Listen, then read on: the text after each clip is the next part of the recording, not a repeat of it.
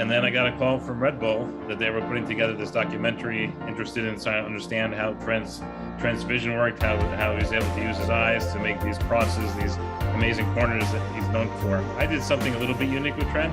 So we were together actually when he found out that he hadn't made the team. And I think at that point he understood this is not a regular stuff we're doing here. That we're going to push him to the limit. So we found a really big weakness actually, which is interesting. His game, I think, if you look at Trent's performance from the January area, and you look at last season to how he did just before he was selected for the England team, some small part of it was because of the improved vision we get. When he hit that home run, I can still remember the feeling of like, wow, this is a guy who couldn't hit anything. And one was a home run, and that home run basically sealed the game for the Red Sox, sealed the World Series, and they won the championship based on that.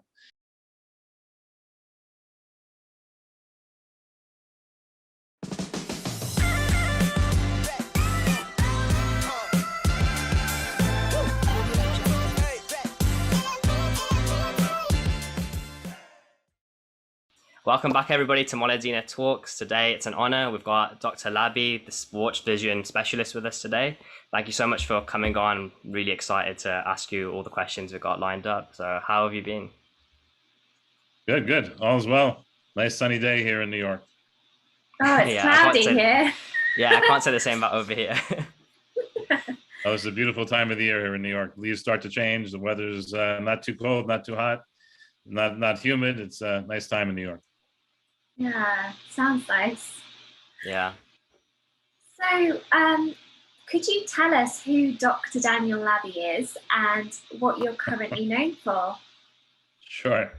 Well, it's me, and I've been working in sports vision for about a little more than 30 years. Really looking at by the way, I'm an ophthalmologist, so it's a medical doctor who specializes in the eyes. But we have to keep in mind that the eyes are not just the two things we have in our face. The eyes is really the visual system, which encompasses your eyes, but all the parts of the brain that are involved in working with vision. And that's really what leads into the sports vision, because as an athlete, you just don't need just good eyes. You need to be able to use your vision appropriately to make a foot action, a motor action with your hands in order to be successful. And so my 30 plus years have been studying what factors are involved in different sports in terms of vision and how we can test them and then how we can optimize them to allow the athletes to perform at their natural talent best. Sounds great. Yeah. So I first came to know about you when you did your work with Trent Alexander-Arnold. So I found that really fascinating documentary that I watched. Could you tell us a bit how that opportunity came about to work with Trent? Because it must have been a massive opportunity for yourself. It was something that I was very happy, obviously, to do.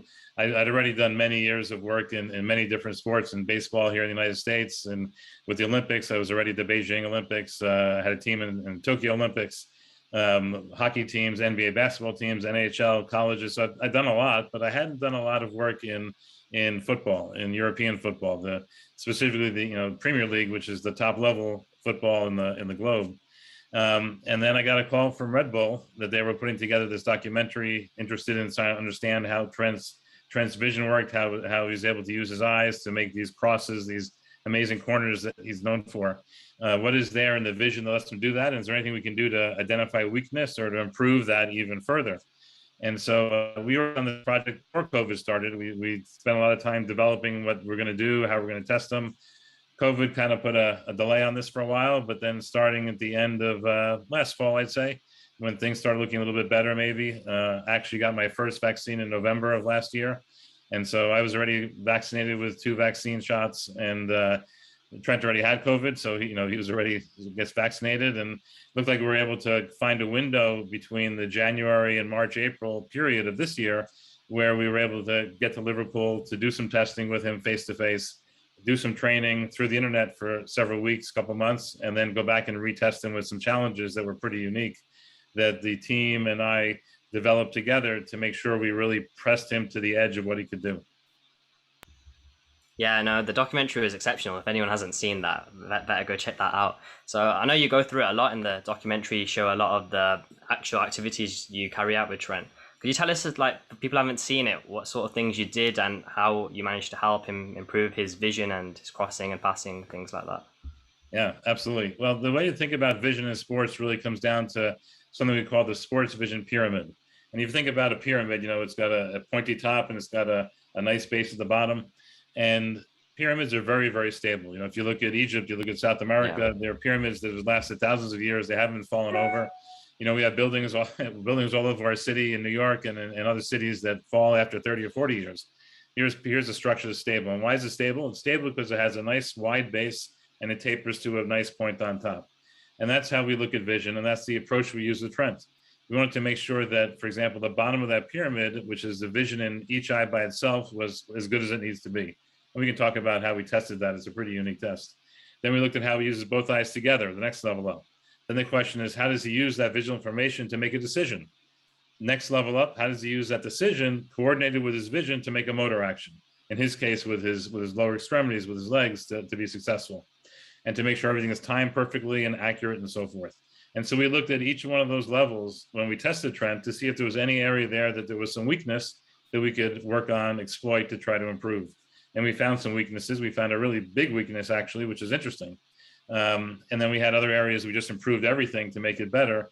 And his skills really improved, visual skills really improved throughout the course of the testing and the training. And actually his game, I think, if you look at Trent's performance from the January area of the year, and you look at last season to how he did just before he was selected for the England team, finally selected for the England team, just prior to the injury. Look at that performance. I think you'll see a difference there.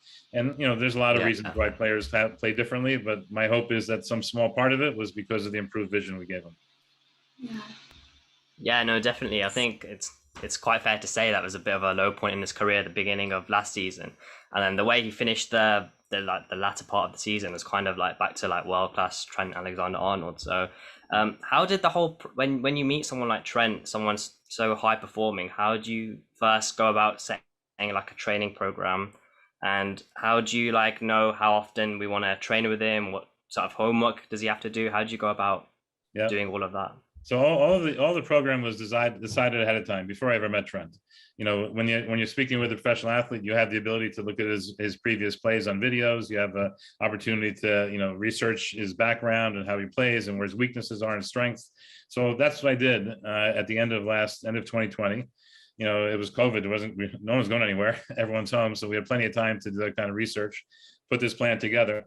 And I came there, the team, we were prepared with a specific agenda, if you will, of where we're going to put Trent through. I didn't know how he was going to do, but I knew what tests I was going to look at. Once we had the results, I spent that night after we finished testing him, kind of putting together what areas we have to work on, what we don't, a program for him. The typical program is 3 to 5 days a week of training. Each training session is maybe 30 to 40 minutes, depending on what we do. And we try to mix it up and keep it interesting and vary the different tasks. So that part I knew, but I didn't know what I was going to plug in until I had the results of this testing, which then made that plan reality. Wow. So how good is Trent compared to some of the other athletes that you've worked with? Well, Trent is pretty good. What's important to understand, and this is interesting, I think people don't realize this. This is not a cookie cutter, one size fit all field. If you went to your doctor and you said you had a headache, he doesn't take out the menu and say, headache, I do this and this and this. He says, well, let's find out why you have a headache. And depending on why you have the headache, we're going to do a treatment X or treatment Y, right?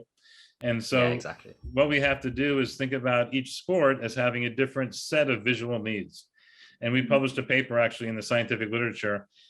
We try to publish a lot. I think I have 20, 25, 30 papers over my career in sports vision.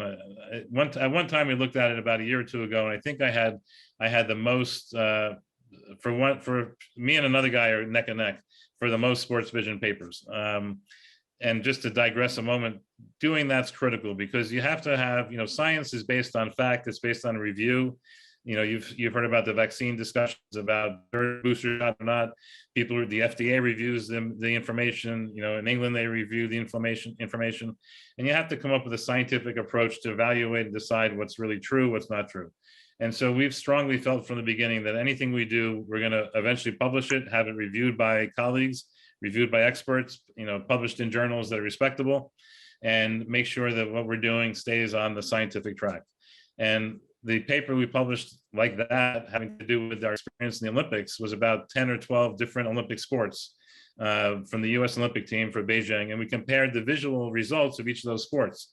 And some sports, for example, in boxers didn't have the best vision, but they had really good depth perception. And that kind of makes sense, because if you're boxing with somebody, you want to, you have to know how far away they are to make the punch properly. You don't have to have really sharp vision, because it's a big target, it's a person. But if you look at the archers, for example, the bow and arrow guys, they had terrible depth perception, but they had really sharp vision. And other sports were kind of in between. So there isn't a one size fits all approach. You have to look at the sport, understand what's needed in that sport, and then use the visual information that's appropriate and the training that's appropriate to improve someone's play in that. And that's what we do with Trent. And so looking at what to do with Trent really is research, is thinking about it and then implementing it. Yeah, no, brilliant. And I know you actually managed to like measure his improvement. So could you tell people how you're able to measure that sort of thing? Because sometimes it's quite difficult to know if your eyesight's improved, and how much did you actually improve with yourself? So eyesight's a very large term. So there's lots of different pieces to what eyesight is. We checked his vision, but I'll tell you the one that dramatically the most improved, and that was his visual concentration and his ability to track multiple targets. And that's a test that's very challenging. If you do it ever, it's really hard, because after a few seconds of watching what you have to watch, you start thinking about other things, and then you lose it and you don't get it right. And so we always want to test and train on different systems. You really should never train somebody and test them on the same system, because they just get good at that app, if you will, right?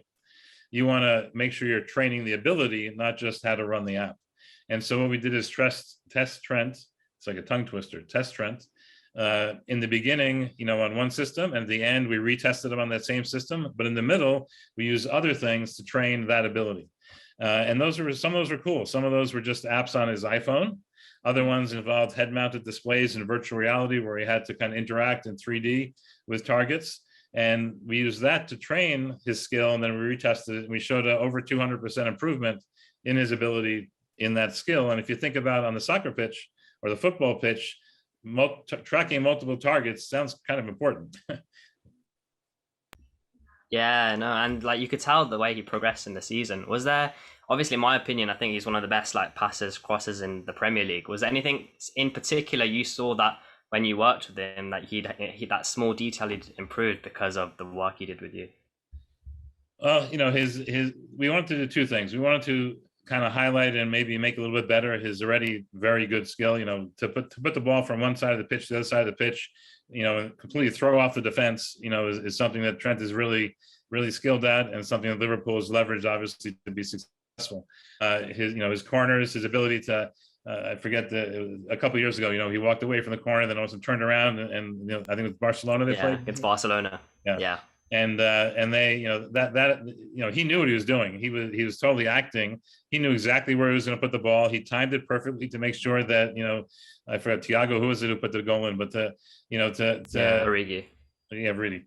Yeah. To do that, to do that timing, that's Trent. So I knew he was good at that. But we also wanted to make sure his defense, was up, because he's gotten a lot, I think, of criticism as being, a wonderful offensive defenseman. But we wanted to make sure that was good. So 3D vision, his close work with someone is important. His tracking, obviously, ability is critical when you're going back in defense. And so we tried to highlight some of those areas also. And I think we saw improvement. It's a short time to work with someone for just three months or so. It's hard to really prove scientifically that this one thing we've done has made a change on his pitch performance here. But the other papers have showed these improvements and these effects on players and other teams. What I did with Trent is I did something a little bit unique with Trent, but the general theme in this area is not something that's unique. I know for sure there's a couple other high-level Premier League clubs that do this sort of thing. The one I'm thinking right now did pretty well last year, and it's something that if you're a club that doesn't do it, it's really something you want to think about, because there's really low-hanging fruit here where you can make a big improvement in your athletes. You would never ask your athlete to go out and play with his eyes closed on the pitch. That would be ridiculous. Well, why have him go out and play with one eye or half an eye? You want to optimize everything you can, and especially if it's non-invasive, easy to optimize. It's not extra physical activity. It's things that can be done off the pitch that will make a difference, as we show with Trent, in performance. Hopefully, it's interesting. Yeah. So there it definitely I'm loving it is. so far. I'm getting sucked in. Yeah. That's good. Yeah. So now we've like kind of spoke about how like Trent is in terms of performance. He's quite famous for that. I want to know, like, you work closely with him. How is he as a person, and what sort of like mentality does he have? Because obviously he's like a winner. So does that come across in like the way he looks at life and how he observes things? Yeah, that's interesting, because that's the part that's the unknown. The vision part and the testing and the training, I do that all the time. I'm pretty comfortable with that. But every player, every high level player is different. And I've worked with thousands of professional athletes. It's kind of funny. I sweat, I lose all my hair. People are making 10 times, 50 times, 100 times what I'm making, and they're coming in and they're a third of my age and so forth. And so you never know how you're going to connect and connect with somebody, and that connection becomes important, because we call it doctor-patient relationship, the relationship between the sports vision trainer and the athlete. If there's a good connection, then there'll be good results. If the athlete doesn't believe in what you're doing, then you're going to be butting heads, and you're not going to get what you want. And so that first time I met Trent, that was probably the most nervous I was in the entire production, because I didn't know how we were going to hit it off. And you never get a second chance to make a first impression, and that first relationship was key. So they actually filmed it 2 or 3 times, so that kind of made it a little bit more fun. And I got to say hello to him beforehand also, and we kind of hit off. I could tell that he was a little bit suspicious, didn't know really anything about me. I don't think he spent frankly much time researching me. I'm sure you spent more time researching me. Yeah, definitely. I think he was, I got to check the guy out, make sure he knows what he's talking about, and so forth. Now, fortunately, we started with the testing, and the first test I gave him was a really hard test. And I think you can see in the video, in the movie, you can see his reaction when we finished, because it's a test of checking his vision, and he was convinced he had good vision. He never had an eye exam since he was 11 years old. Yeah, at his age, he was 22. He was convinced his eyes were fine. And here's this doctor, with speaks English funny. He's from Liverpool, so I speak funny English, and giving him an eye test that is incredibly difficult, that he struggles to get to get the answers on. He doesn't know if he saw anything correctly.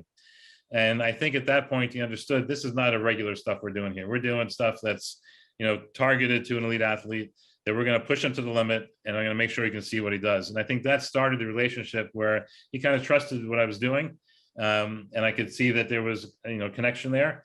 And then as we went on with the training, it got to be kind of fun, because he was trying to beat himself, the scores. He was trying to get to the top of the table on one of the systems. When he was competing against other people, he would get frustrated when he missed things. He would be happy when he succeeded, and we were able to share that together. And I think as the weeks went on, we got a bit more connected in him trusting me, me working with him and seeing progress of that. Wow. So is there anything about his personality or him that surprised you when you met him? Yeah, you could tell that Trent is going to go far in his sport. He is somebody who is not at all happy with you did fine. I think one time, if I remember, I'm not sure if we got in the film, but I told him he did good job, and he was like upset. Like, I can't just do a good job, I have to do like the best job.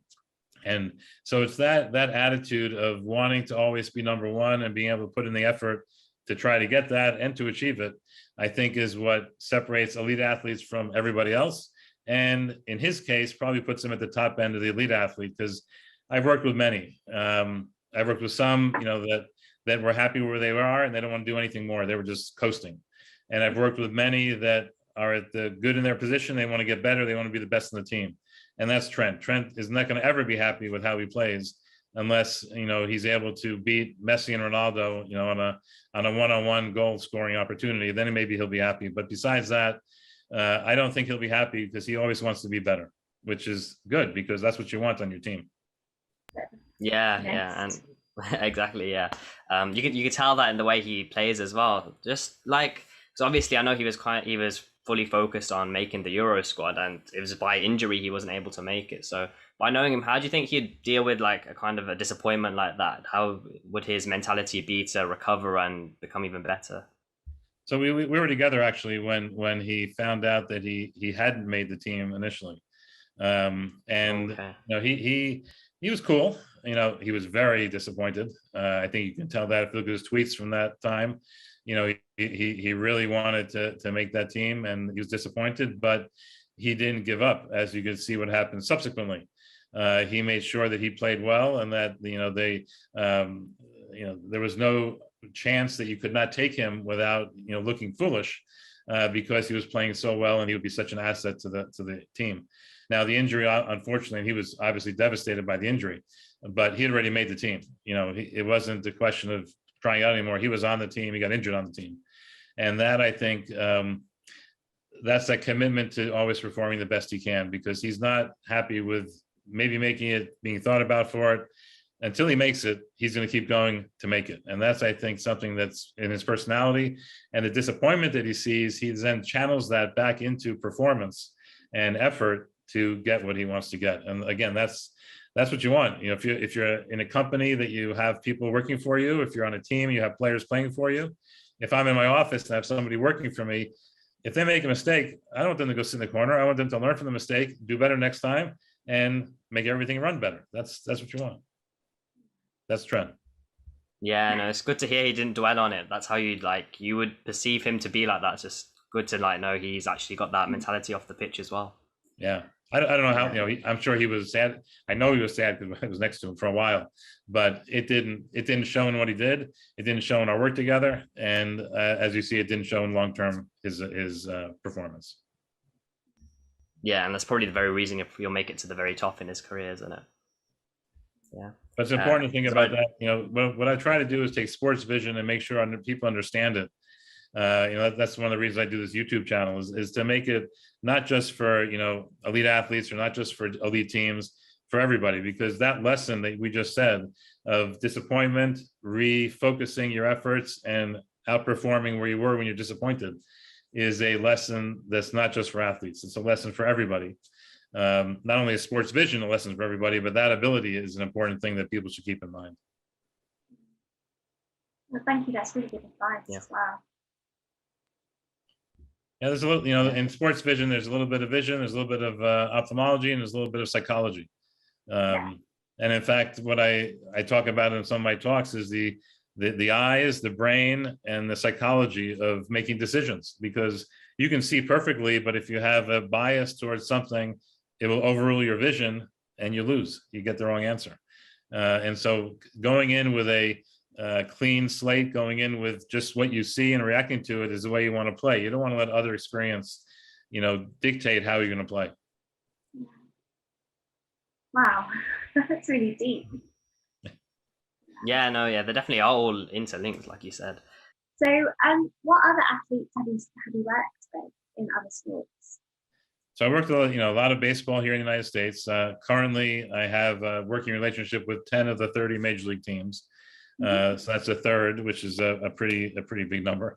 I've worked with several NBA teams here, NHL teams here, the Olympic team here, athletes from different sports, racers, individual, auto racers, equestrians, tennis players. So I work both with individual athletes, and I work also with teams.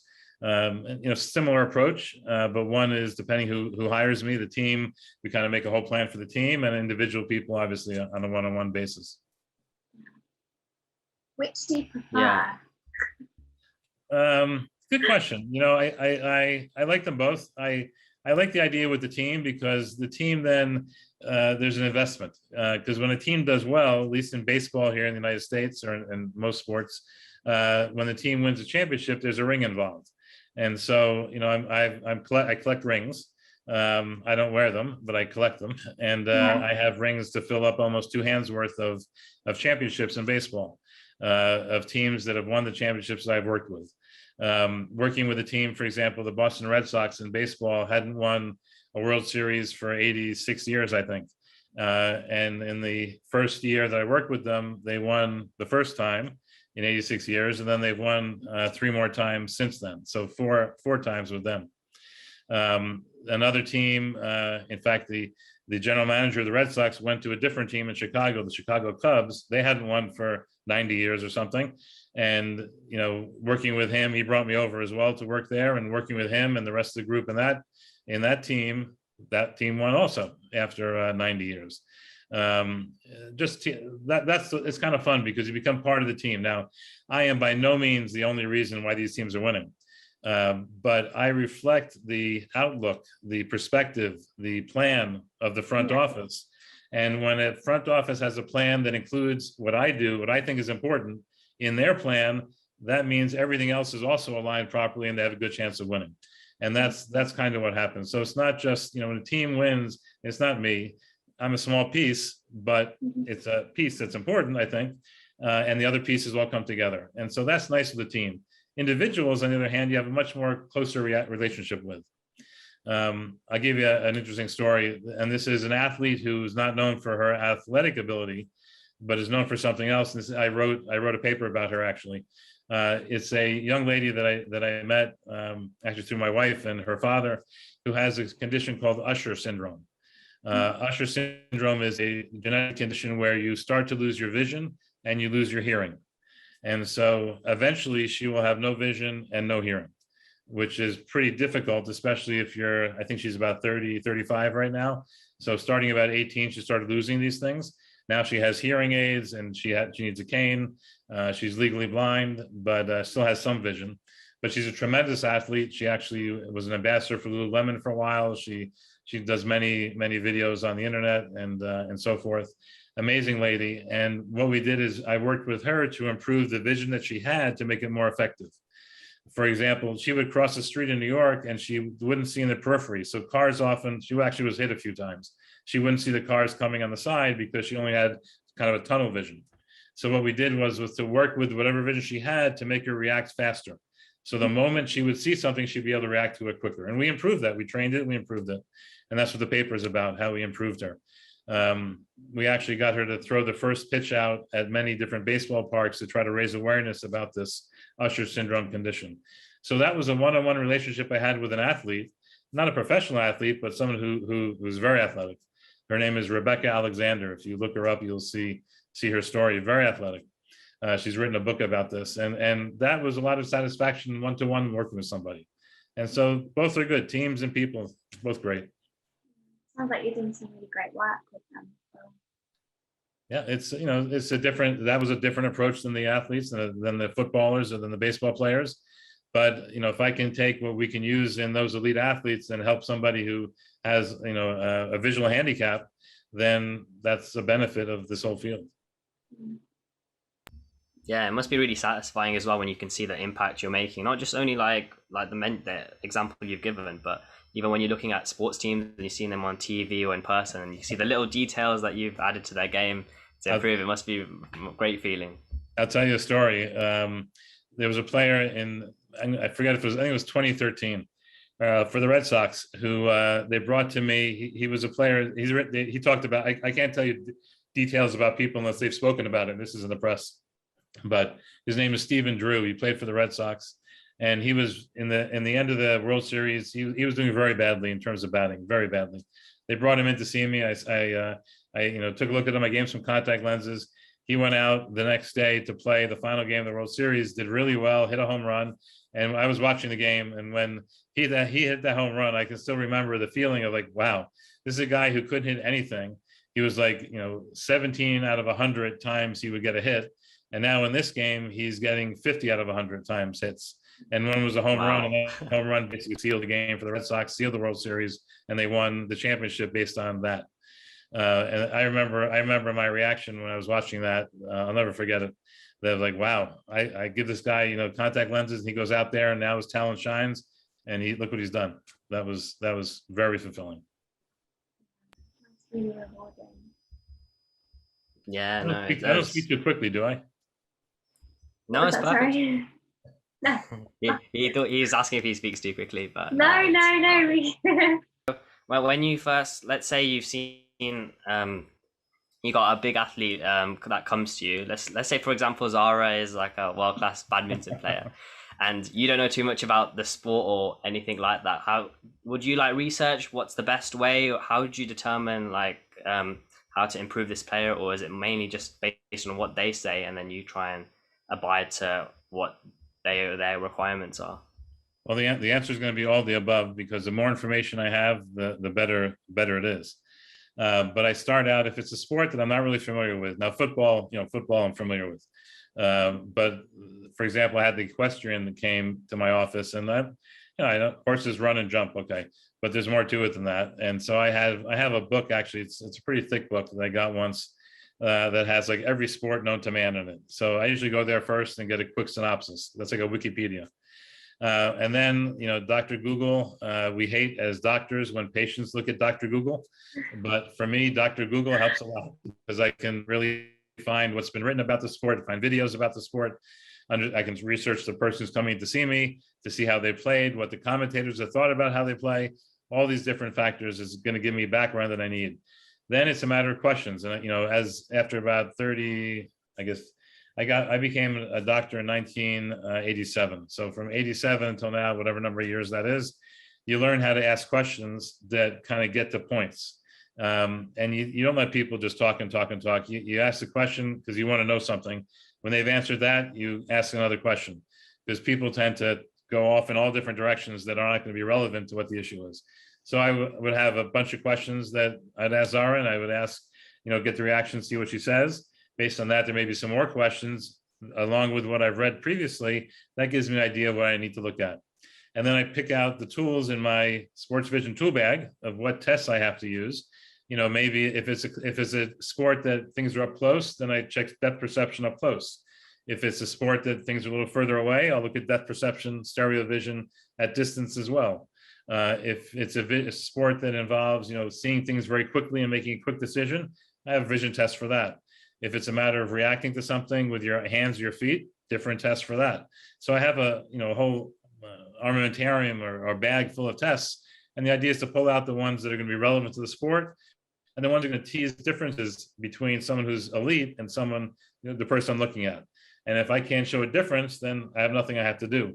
But if I have a test that can show there's a difference, now I have something I can help with to help them improve back to where they should be. It's a detective. Yeah. You have to be Sherlock Holmes. That's a good English person for you.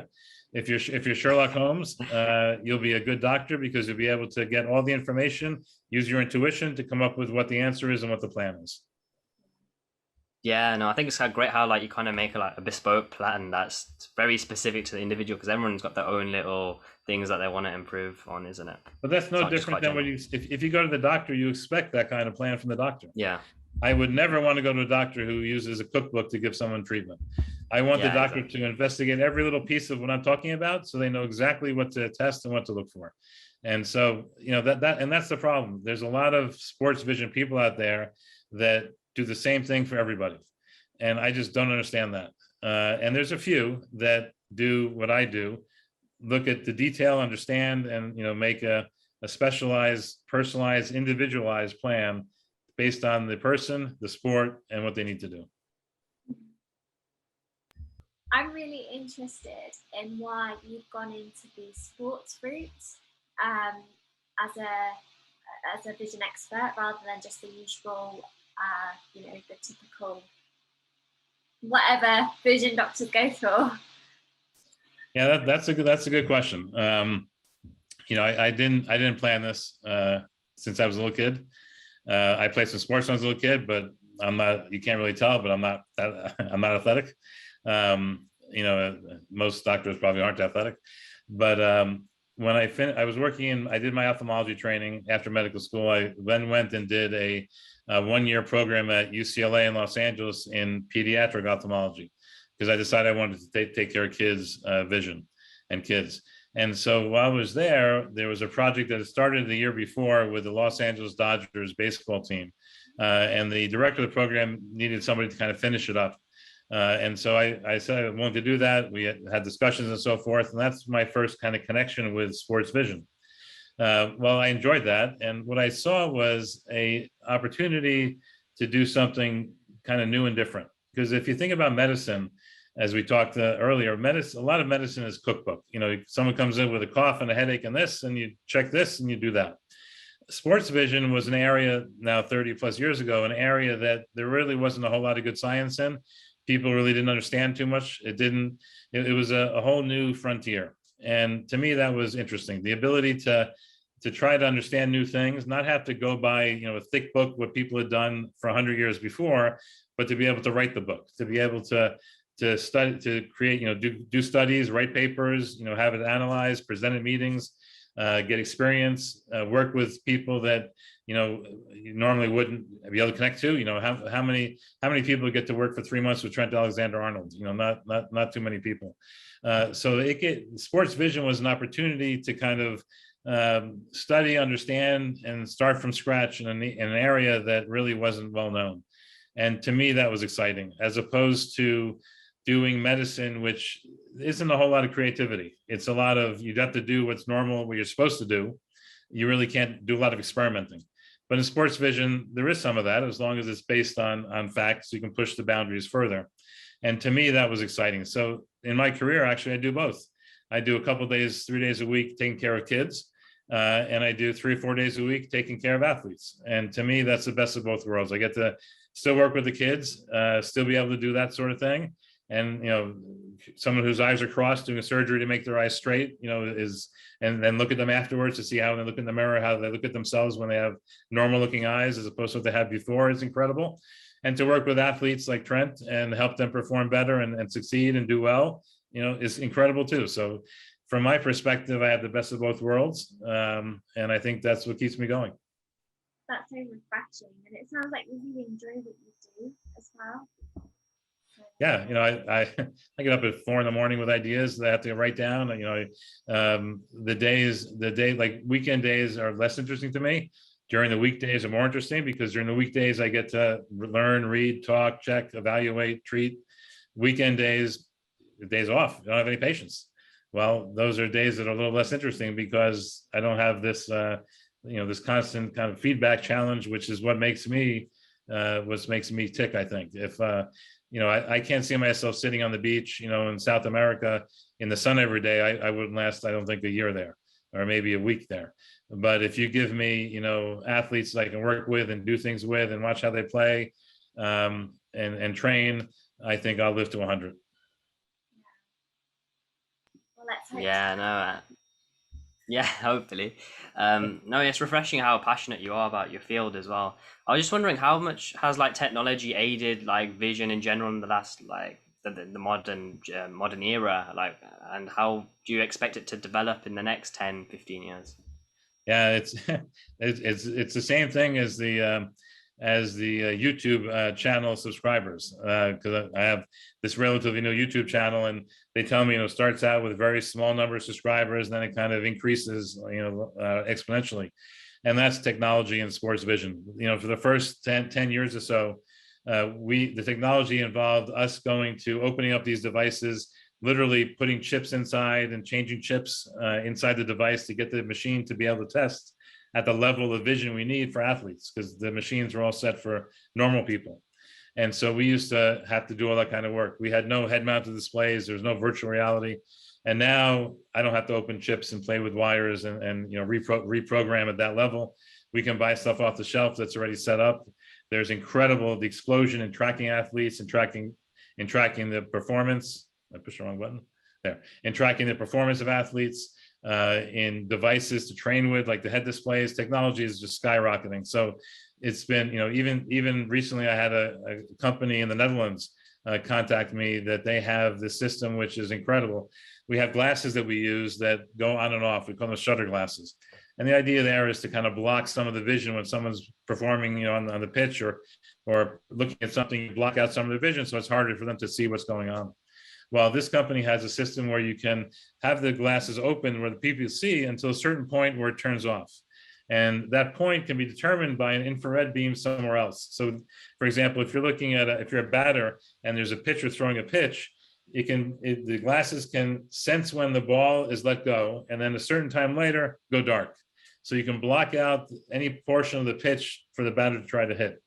And so it's not just constantly going on and off, it's turning off a specific piece of the vision, not to give it to them, to make it harder for them to do the job.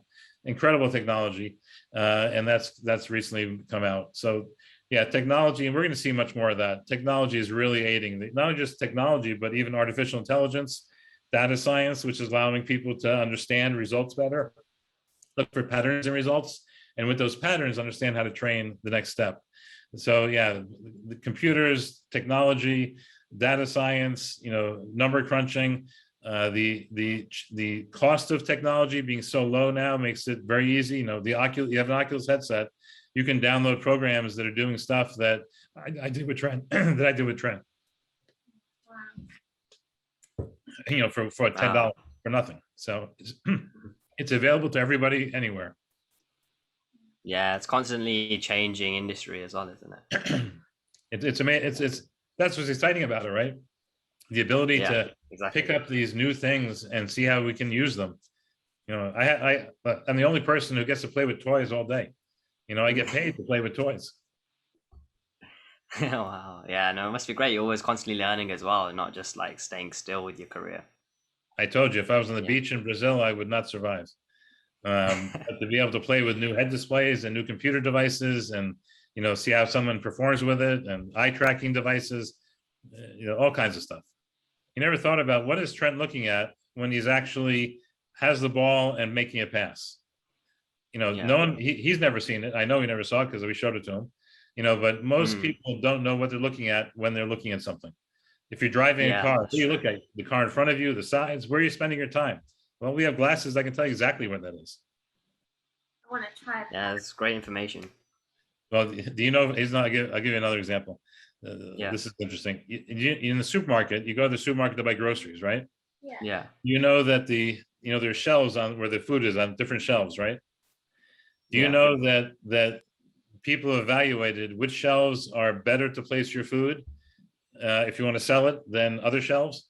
And really? Companies that put their food in the grocery store have to pay extra for the shelves that are good, and the ones who are the bottom are less good. Because when people turn the corner, they look to see what people look at when they turn the corner of the aisle. What are people looking at? That's where you want to put your product, because you want people to see it and buy it, right? You don't want to put your stuff down at the bottom around the corner where no one looks at it. Yeah. Oh, wow, so very interesting. Every detail is thought about even in supermarkets, isn't it? But using the same technology we use on the athletes, the same glasses. But I want to know where Trent is looking when he's making a penalty kick, or what the goalie's looking at when he's trying to block a kick. Same technology is used to find out how to charge companies to put food in supermarkets. Yep. Wow, it's fascinating. That is, success. It's been really great talking to you, and we've got one final question, which is a question that we ask all of our guests. So, what does success mean to you? Well, success, I think, is seeing an athlete that I've worked with perform at their best. They may not win. They may not be Trent Alexander-Arnold. They may not be a professional athlete. They may be an amateur athlete. But just like as a physician, we want to help people, be healthy and live and be happy. Same thing in sports vision. I want to make sure that the visual system is not holding any athlete back from performing at the best they can play. If the vision holds them back and they can play better than they are, and it's because of vision they're not, I'm failing in my job. If they can play as well as they can and their vision is as good as it can be, then it's other areas that need to get worked, and I've done my part. And for me, that's success. Thank you. Yeah, no, that's a great explanation. Just one last question before you go. I'm sure there's a lot of viewers of our channel play different sports. So is there any advice you give to amateur athletes or people trying to make their career in terms of vision they can do on themselves to improve how fast they can react on the pitch in terms of eyesight? Is there anything you can give them to work on? Yeah, I got thrown a cheap pitch here to my YouTube channel, because what I've tried to do there is educate the average person who's not an elite athlete, not an elite team, into what to look for. For example, I have one video that talks about the difference between a sports vision exam and a regular eye exam. And, everybody should understand the importance of vision in sports. But if you go to a regular eye doctor who doesn't know anything about sports, you'll get a regular eye exam.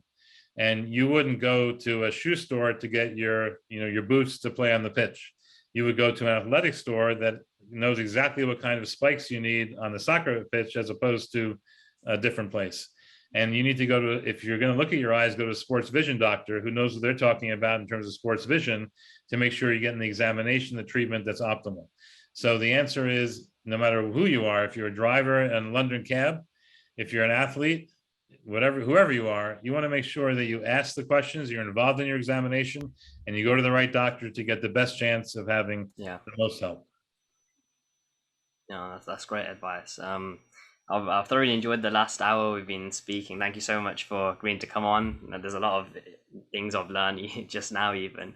Zahra, how you found the episode? I've really enjoyed it, and I've learned so much. So thank you for coming on today.